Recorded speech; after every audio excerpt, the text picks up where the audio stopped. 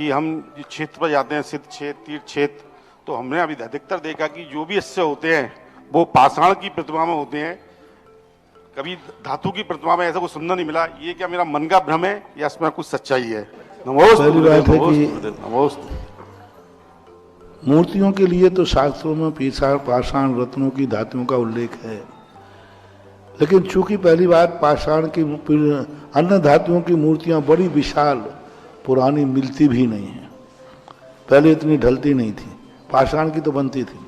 दूसरा कारण है कि पीतल की मूर्तियों में, धातुओं की मूर्तियों में संग्रह करके बनाया जाता है, और पाषाण की मूर्तियों में जो वेस्टेज है उसको निकाल के बनाया जाता है। पाषाण की मूर्ति बनाई नहीं जाती, उस आकार में जो बाधक है उसको अलग किया जाता है।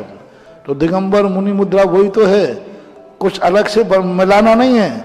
जो बाहर का ग्रहण किया है, जो काम का नहीं, उसको उतार देना ही तो दिगंबर धर्म है। तो मूर्ति एक दिगंबरत्व का प्रतीक है, कुछ बाहर से लाया नहीं गया। मूर्ति के आकार में जो बाधा थी उस पत्थर को छांट के फेंक दिया गया। जो मूर्ति संदेशा देती है तुम्हें कुछ भी नहीं करना भगवान बनने के लिए, जो बाहर से तुमने विकृतियां जोड़ ली हैं जिससे तुम्हारे आत्मा का स्वरूप ढक गया है, बस उनको छांट दो, अपने आप तुम भगवान बन जाओगे। तो एक मनोविज्ञान में पाषाण की मूर्तियों के संबंध में एक उल्लेख किया था, बहुत पहले एक लेख निकला था। जो प्रश्न आपने किया, ये प्रश्न के उठाकर किया, क्यों पाषाण की मूर्तियों का विशेष महत्व होता था?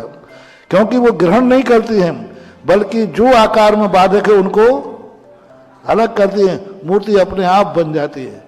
तीसरा कारण है, पाषाण की मूर्ति पर दृष्टि टिकती है, और उनकी दृष्टियों पर देखो, आपने देखा होगा एकदम जो वाइट गोरियां होते हैं उनको कितनी देर देखोगे तुम? जो विदेशी लोग होते ना, वो ज्यादा देखने का मन नहीं होता, क्योंकि उस पर दृष्टि टिकती नहीं। जो शाइनिंग होती है मूर्तियों पर, उस पर ज्यादा देर दृष्टि नहीं टिकेगी, दर्द होने लग जाएगा आंखों पर। और जो देसी पाषाण की मूर्तियां होती हैं उन पर दृष्टि टिकती है, कितनी देर देखते जाओ, ऐसा नहीं लगता कि पलक झपकाना है।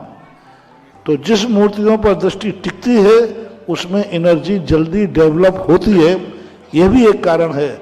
शास्त्रों में ऐसा अलग से कोई कारण हमें देखने में नहीं आया। ये मात्र चिंतन है, विचार है, एक सोचने का तरीका है, आगम में ऐसा कोई भेदभाव नहीं है।